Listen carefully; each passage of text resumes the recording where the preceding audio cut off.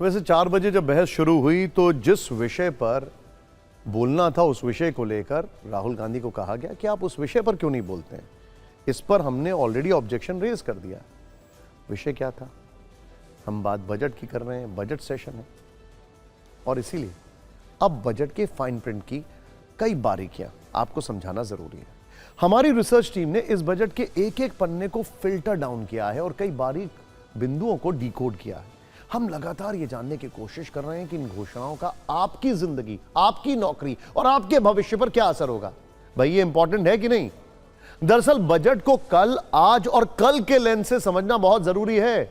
इस गहरे विश्लेषण के बाद हमारे पास कुछ ऐसा है जो आपको जरूर जानना चाहिए। आइए बजट की पहली फाइल खोलते हैं। इस बार बजट सिर्फ आंकड़ों का खेल नहीं है, बल्कि भारत के कल, आज और कल को जोड़ने वाला एक पुल है। बजट 2026 का संदेश साफ है, भारत दुनिया की सबसे तेजी से बढ़ती अर्थव्यवस्था रहेगा, लेकिन अब फोकस मैन्युफैक्चरिंग और एआई पर है। ध्यान से देखिएगा। हमारी पहली फिक्र की जो फाइल जुड़ी है वो देश की बुनियाद से है। सरकार ने इस बजट में कोई नया प्रयोग करने के बजाय कंटिन्यूटी यानी निरंतरता को चुना है। इसका मतलब है कि पुरानी नींव नई मजबूत है, यानी वो नीतियां जो बेहतर नतीजे देंगी। दरअसल अगर आप इकोनॉमिक सर्वे को देखें तो सरकार ने पहले ही ये चीजें साफ कर दी थी कि इस साल बहुत कुछ हो सकता है और हमें सबके लिए प्रिपेयर रहना चाहिए। ऐसे में नए एक्सपेरिमेंट्स करके रिस्क लेना शायद जरूरी नहीं समझा गया। चलिए आगे बढ़ते हैं। सरकार ने फिस्कल डेफिसिट यानी सरकारी घाटा या राजकोषीय घाटा उसको 4.4% से 4.3% लाने का लक्ष्य रखा है। इसका मतलब यह है कि सरकार अपनी चादर देखकर ही पैर फैला रही है। सरकार समझदारी से उधार लेगी, अर्थव्यवस्था को स्थिर रखने की कोशिश करेगी। इसकी भी वजह है, डोनाल्ड ट्रंप जब किसी से डील करते हैं ना तो उसका इकोनॉमिक लेवरेज जरूर देखते हैं और भारत इकोनॉमिकली मजबूत रहना चाहता है और उसके लिए फिस्कल डेफिसिट कम रखना जरूरी है। बड़ा कदम यह है कि विकास की रफ्तार ना रुके। इसके लिए पिछले साल के मुकाबले इस बार कैपिटल एक्सपेंडिचर यानी पूंजीगत खर्च में 1 लाख करोड़ का इजाफा हुआ है। इसके लिए 12.2 लाख करोड़ रखे गए, जो पिछले साल 11.2 लाख करोड़ थे। कैपिटल एक्सपेंडिचर से देश में इंफ्रास्ट्रक्चर, सड़क, हाईवे, एसेट्स वगैरह बनाए जाते हैं। इनमें 7 नए हाई स्पीड रेल कॉरिडोर, 20 नए जलमार्ग शामिल हैं, यानी कनेक्टिविटी और लॉजिस्टिकल जो चीजें हैं उसको रफ्तार मिलेगी। इसके अलावा रोजगार और व्यापार के नए मौके तैयार होंगे। सरकार जो भी खर्चा करेगी उससे जनरेशन होगा एम्प्लॉयमेंट का। यह फाइल बताती है कि सरकार आज के लिए कल को गिरवी नहीं रख रही है। अर्थव्यवस्था की सेहत मजबूत है। This budget being the first one, as the Honorable Prime Minister said 2 days ago, this being the first one for the second quarter of this century, also leading towards Viksit Bharat 2047. We are laying the path and giving a push to the economy to maintain the growth momentum. This century is completely driven by technology. So we will ensure that technology is brought in to benefit the common man, to make sure common man benefits in the sense of ease of doing living or for his business to prosper or for farmers for greater productivity, and also making sure we are able to provide dignified opportunities for Divyangjan. Mental health has also received a lot of attention. So these are the side for Viksit Bharat and making sure Sabka Vikas होएगा। अब दूसरी file देखते हैं जिसकी फिक्र आपको सबसे ज्यादा रहती है। ये आपकी जेब वाली फाइल है। सवाल था कि टैक्स के सिस्टम में क्या बदला है। घोषणा कुछ हुई नहीं, मायूसी ज्यादा हो गई। जवाब है, रेट में तो कुछ नहीं बदला है, लेकिन सिस्टम एकदम बदल गया है। 1 अप्रैल से देश में नया इनकम टैक्स एक्ट 2025 लागू हो रहा है। इसका मकसद है उलझने कम करना और नियम आसान बनाना। आईटीआर यानी इनकम टैक्स रिटर्न भरने की डेडलाइन में छूट दी गई है। आईटीआर 1 और आईटीआर 2 फाइल करने वाले पहले की तरह ही 31 जुलाई तक रिटर्न फाइल कर सकेंगे। आईटीआर 3 और आईटीआर 4 वालों के लिए सीमा 31 अगस्त तक बढ़ा दी गई है। इनकम टैक्स रिटर्न को रिवाइज करने की सीमा 31 दिसंबर से बढ़कर 31 मार्च तक कर दी गई है। हालांकि 31 दिसंबर के बाद ऐसा करने पर कुछ एक्स्ट्रा फीस देनी होगी। देखिए, पीनलाइजेशन है, पनिशमेंट नहीं। यह भी एक बहुत बड़ा फर्क इस बार किया गया है। टैक्स ना भरने पर कार्रवाई को आर्थिक जुर्माने तक सीमित रखा गया है। अब सजा की जगह अतिरिक्त राशि देकर मामला बंद किया जा सकता है। पीनलाइज, पनिशमेंट नहीं। इससे लंबी कानूनी लड़ाई से राहत मिलेगी। इसके अलावा अगर आप घर में गैजेट्स ला रहे हैं या इलाज करवा रहे हैं तो पहले से राहत है। लिथियम आयन बैटरी, जरूरी खनिज, निजी इंपोर्ट पर ड्यूटी 20% से घटाकर 10% कर दी गई है। गंभीर बीमारियों से जुड़ी 17 जरूरी दवाएं सस्ता हो रही हैं क्योंकि कस्टम ड्यूटी घटाई गई है।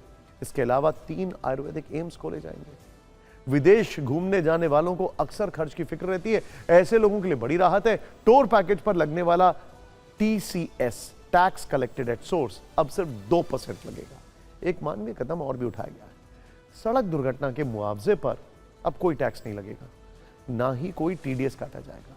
यह फाइल बताती है कि सरकार ने भले ही टैक्स रेट में कोई बदलाव ना किया हो, लेकिन ऐसे इंतजाम जरूर कर दिए हैं जिससे कि आपकी जेब पर बोझ ना पड़े, साथ ही आपके स्वास्थ्य और इलाज में भी राहत मिल सके।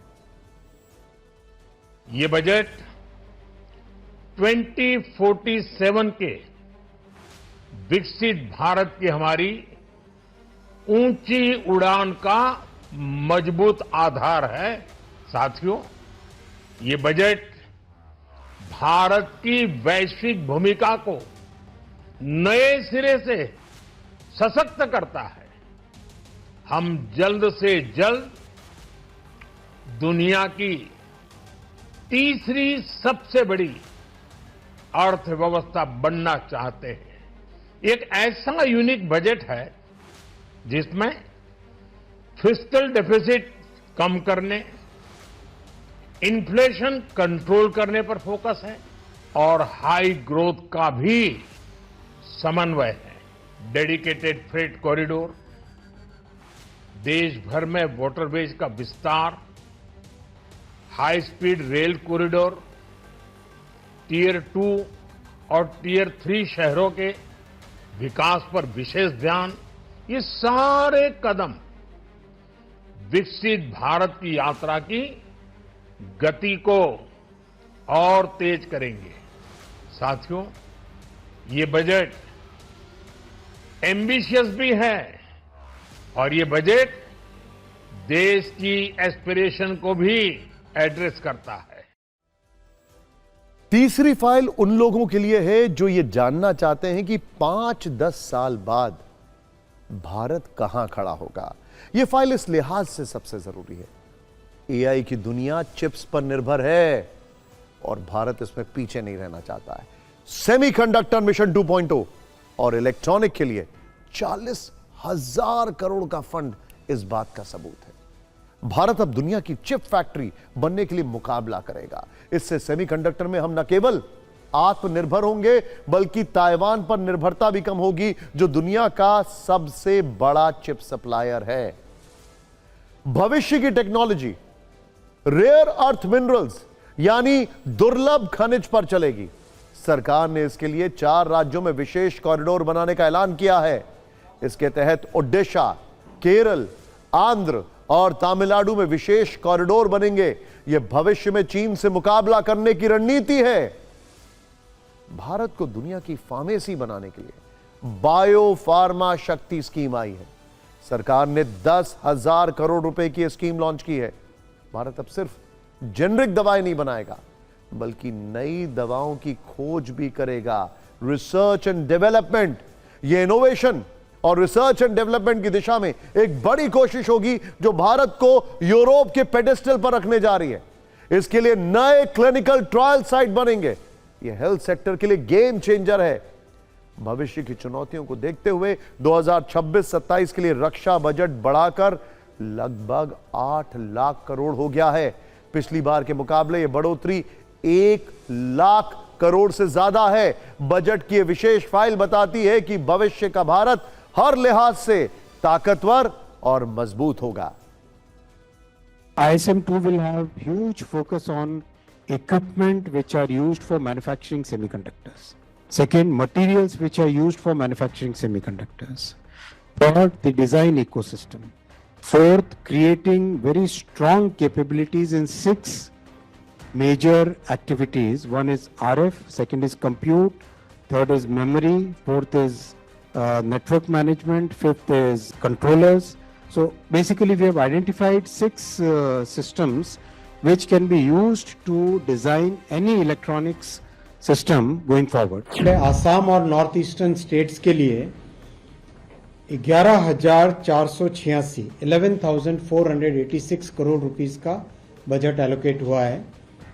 नॉर्थ ईस्टर्न स्टेट्स को पूरे देश के साथ जोड़ने वाला जो हिस्सा है उस हिस्से के लिए भी विशेष प्लानिंग की गई है।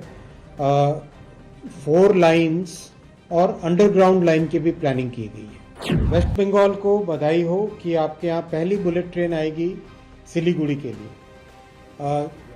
वाराणसी से सिलीगुड़ी वाया पटना ये ट्रेन बुलेट ट्रेन सिलीगुड़ी आएगी और भविष्य में ये बुलेट ट्रेन का कॉरिडोर टुवर्ड्स गुवाहाटी भी जाएगा। तो एक तरीके से नॉर्थ ईस्टर्न स्टेट्स के लिए, बंगाल के लिए बहुत बड़ी खुशखबरी है। बुलेट ट्रेन बिहार में पहली बुलेट ट्रेन चलेगी जो कि वाराणसी से पटना होते हुए सिलीगुड़ी जाएगी। ये बिहार के लिए बहुत बड़ा गेम चेंजर होगा। बिहार की इकोनॉमिक एक्टिविटी में इससे लाभ होगा। इस बजट में 10 से ज्यादा बार एआई को मेंशन किया गया है। आप सोच सकते हैं भारत एआई को लेकर कितना ज्यादा सीरियस और कितना आगे जाने वाला है। भारत आत्मनिर्भर होकर आगे बढ़ रहा है और दुनिया में जो भी चेंजेस हो रहे हैं उसको ऑलरेडी हम लेवरेज करके चल रहे हैं। खैर, बजट की आखिरी फाइल का फोकस है रोजगार और छोटे व्यापारियों पर, क्योंकि बिना काम धंधे के अर्थव्यवस्था आगे नहीं बढ़ सकती है। कारोबार बढ़ेगा तो रोजगार भी बढ़ेगा। यह किसी भी अर्थव्यवस्था की मजबूत बुनियाद है। रोजगार बढ़ाने के लिए लघु और मध्यम उद्योगों को समर्थन दिया गया है। इसके लिए 200 उद्योग समूह को ताकतवर बनाया जाएगा। छोटे उद्योगों को बड़ा बनाने के लिए 10,000 करोड़ का एसएमई ग्रोथ फंड बनाया गया है। साथ ही केमिकल और कंस्ट्रक्शन उपकरणों के लिए नए इंडस्ट्रियल पार्क और हब बनाए जाएंगे। आगे बढ़ने के लिए सिर्फ डिग्री नहीं, हुनर चाहिए। स्किल डेवलपमेंट के लिए 10,000 टूरिस्ट गाइड्स को ट्रेनिंग दी जाएगी और टियर 2, टियर 3 वाले शहरों में युवाओं को नौकरी दिलाने के लिए कॉर्पोरेट मित्र तैनात होंगे।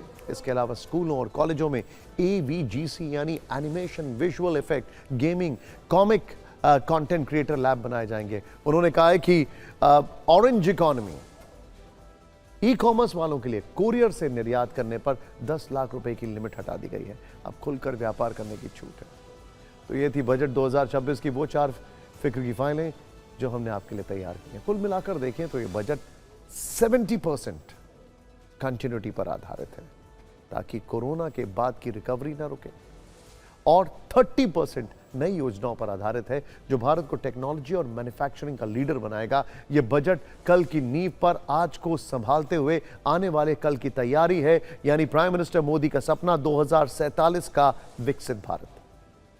अगर एक लाइन में कहें तो निर्मला सीतारमण का यह 9वां बजट लोक लुभावन भले ही ना हो बल्कि व्यवहारिक है। जिस देश में मैन्युफैक्चरिंग और टेक हब बनाने का रोड मैप है, आने वाला समय इस रोड मैप को अपनी कसौटी पर कसे।